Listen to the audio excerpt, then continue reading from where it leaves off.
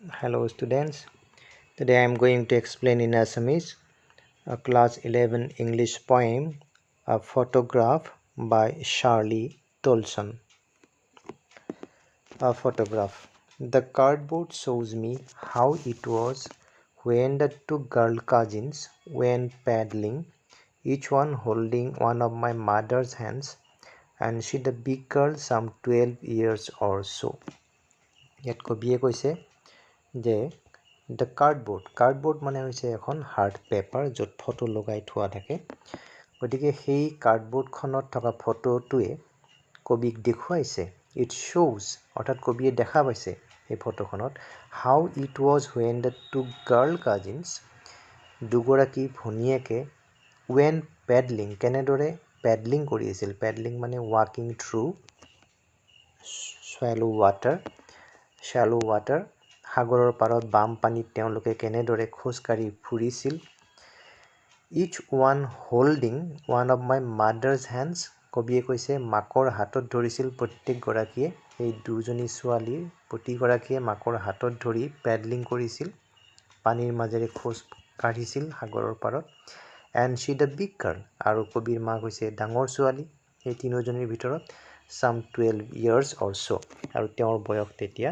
12 বছৰমান বয়স হ'ব গতিকে এই ফটোখন কবিয়ে চাই আছে all three stood still তিনিওগৰাকীয়ে লৰচৰ নকৰাকৈ থিয় হৈছিল to smile through their hair এতিয়া তেওঁলোকে হাঁহিছে চুলিৰ মাজেৰে কিয় হাঁহিবলগীয়া হৈছিল নিশ্চয় সাগৰৰ পাৰৰ বতাহত চুলি আগলৈকে আহি গৈছিল সেই চুলিৰ মাজেৰে তেওঁলোকে হাঁহিছিল at the uncle with the camera যিগৰাকী আংকলে কেমেৰা লৈ আছে ফটো উঠাবৰ কাৰণে তেওঁৰ পিনে চাই হাঁহিছিল a sweet face my mother's that was before I was born কবিয়ে কৈছে তেওঁৰ জন্মৰ আগত বিয়া নহওঁতে তেওঁৰ বয়স 12 বছৰ আছিল কবিৰ মাকৰ সেই সময়ত তেওঁৰ মুখখন কেনেকুৱা আছিল it was a sweet face খুব ধুনীয়া মুখ আছিল and the sea which appears to have changed less was there terribly transcendent আৰু সাগৰখনে যিখন সাগৰৰ এতিয়াও একো পৰিৱৰ্তন হোৱা নাই যেনেই লাগে ইমান বছৰ বয়স হোৱাৰ পিছতো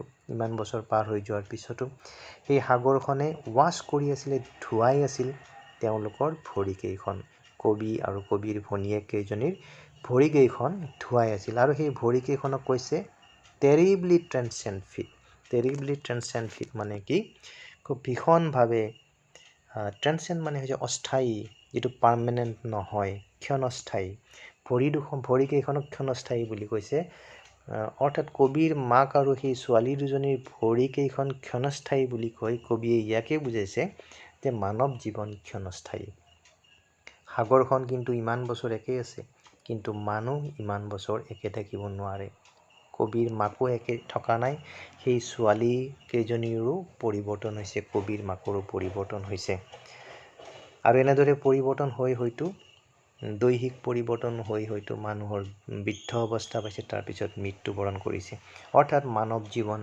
ক্ষণস্থায়ী এই কথাটো সুন্দৰকৈ ফুটাই উঠাইছে এই লাইনটোৰ দ্বাৰাই গতিকে ভেৰি ইম্পৰ্টেণ্ট লাইন এইটো and the sea which appears to have changeless সাগৰখনৰ কিন্তু পৰিৱৰ্তন হোৱা নাই ৱাজ দেয়াৰ টেৰিবলি ট্ৰেন্সেণ্ড একেলগে কিন্তু এই কথাখিনিত কৈ দিলে যে ট্ৰেন্সেণ্ড ফিট অৰ্থাৎ মানৱ জীৱনটো যে অস্থায়ী সেই কথাটো কৈ দিছে সাগৰখন যিমান বছৰ একো পৰিৱৰ্তন নোহোৱাকৈ আছে মানৱ জীৱন তেনেকৈ থাকিব নোৱাৰে সেইটো সম্ভৱ নহয় Some 20-30 years later she would laugh at the snapshot সেই ফটোখন উঠাৰ 20-30 বছৰ পিছত কবিৰ মাকে সেই যে 12 বছৰ বয়সতে ফটোখন উঠিছিলে তাৰে 20-30 বছৰ পিছত she would laugh at the snapshot তেওঁ সেই ফটোখন চাই হাঁহিছিল she would laugh at the snapshot কবিৰ মাকে ফটোখন চাই হাঁহি কৈছিল see Betty and Dolly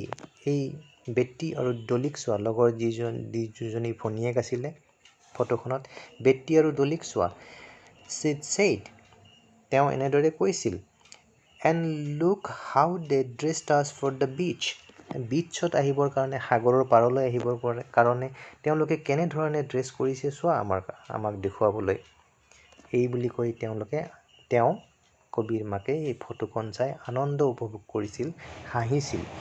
the sea holiday was her past. কিন্তু কবিৰ মাকৰ কাৰণে এই চি হলিডেটো অতীত। কাৰণ তেওঁ সাগৰৰ পাৰলৈ গৈছিল যেতিয়া তেওঁৰ বিয়া হোৱা নাছিল, যেতিয়া তেওঁ সৰু অৱস্থাত আছিল। তেওঁ সাগৰৰ পাৰত গৈ পেলাই তেওঁ আনন্দ উপভোগ কৰিছিল, আৰু সেই আনন্দটো এতিয়া আৰু তেওঁৰ কাৰণে অতীত। তেওঁৰ এতিয়া বিয়া হৈ গৈছে, তেওঁ এনেদৰে যাব নোৱাৰে, গতিকে সেই আনন্দটো উপভোগ কৰিব নোৱাৰে, তেওঁৰ কাৰণে সেইটো অতীত। Mind is her laughter. কবিয়ে কৈছে কবিৰ কাৰণে মাকৰ হাঁহিটো এতিয়া অতীত। এই যে মাকে ফটোখন চাই চাই হাঁহি থাকে, সেই হাঁহিটো তেওঁৰ কাৰণে অতীত বুলি কৈছে। গতিকে ইয়াতেই আমাক এটা ইংগিত দিছে এই লাইনটোৰ দ্বাৰাই যে কবিৰ মাকৰ নিশ্চয় মৃত্যু হৈছে। কবিয়ে সেই হাঁহিটো, that laughter she can't now enjoy, এতিয়া কবিয়ে সেইটো হাঁহিটো দেখিবলৈ নাপায়। Both wry with the laboured ease of loss. এই যে দুয়োগৰাকীয়ে কিবা হেৰুৱাইছে, কবিৰ মাকে কি হেৰুৱাইছে? এই শিশুকালৰ যিটো চি হলিডে, সাগৰৰ পাৰত গৈ পেলাই আনন্দ অনুভৱ কৰিছিল, সেইটো তেওঁ লুজ কৰিছে, সেইটো তেওঁৰ কাৰণে এটা লছ। আৰু কবিৰ কাৰণে কোনটো লছ? যে মাকৰ হাঁহিটো তেওঁৰ কাৰণে এটা লছ, ক্ষতি, তেওঁ এইটো হেৰুৱাইছে। কিন্তু এই দুয়োগৰাকীয়ে যেতিয়া এই একোটা বস্তু হেৰুৱাইছিল, সেইটোৰ লগত সহজ হ'বৰ কাৰণে, টু বি এট ইজ, তাৰমানে টু বি ইজি, তাৰ কাৰণে তেওঁলোকে কষ্ট কৰিবলগীয়া হৈছিলে। গতিকে সেইকাৰণে এইটো কৈছে লেবাৰ্ড ইজ, অৰ্থাৎ সেইটোক তেওঁ সেই ক্ষতিটোৰ লগত সহজ হ'বৰ কাৰণে তেওঁলোকে লেবাৰ কৰিবলগীয়া হৈছিল, কষ্ট কৰিবলগীয়া হৈছিল, আৰু যাৰ ফলত তেওঁলোকে ৰাই হৈছিলে। ৰাই মিনছ ডিছএপইণ্টেড মানে হতাশ বা ডিছকণ্টেণ্টেড, ডিছছেটিছফাইড এনেকুৱা হৈছিলে। গতিকে এইটো খুব important line. The sea holiday was her past, mind is her laughter, both wry with the laboured ease of loss. যে মানুহে জীৱনত যেতিয়া কিবা হেৰুৱায়, সেইটোৰ লগত কাৰোবাক হেৰুৱাই, আপোনজনক হেৰুৱাই, সেইটোৰ লগত সহজ হ'বৰ কাৰণে যথেষ্ট কষ্ট কৰিবলগীয়া হয়, আৰু কষ্ট কৰোঁতেই কি হয়? তেওঁলোকে ডিছএপইণ্ট কৰে, তেওঁলোকে হতাশ হ'বলগীয়া হয়, মানে আনন্দ হেৰুৱাবলগীয়া হয়। Now she has been dead nearly as many years as that girl lived. এতিয়া সেই মাকৰ মৃত্যু হোৱাৰ কিমান বছৰ হৈছে? এনে এটা ইংগিত দিছে যে মাকে যিমান বছৰ কাল ছোৱালী হিচাপে কটাইছিল, বিয়া হোৱাৰ আগতে যিমান বছৰ ছোৱালী হিচাপে কটাইছিল, প্ৰায় সিমান বছৰেই হ'ল তেওঁৰ মৃত্যু হোৱাৰ। And of this circumstances there is nothing to say at all. আৰু তেওঁৰ যে মৃত্যু হৈছে, এই যিটো চাৰ্কামষ্টেঞ্চ, এই যিটো পৰিস্থিতি, সেই সম্পৰ্কে কবিৰ আৰু একো ক'বলগীয়া নাই। ইটছ চাইলেঞ্চেছ, অৰ্থাৎ ইটছ মানে এই যিটো ডেথ, মৃত্যু, সেই মৃত্যুৰ যিটো চাইলেঞ্চ বা নীৰৱতা, সেই নীৰৱতাই কবিক কি কৰি পেলাইছে? নীৰৱ কৰি পেলাইছে। গতিকে কবি ইয়াত হেল্পলেছ।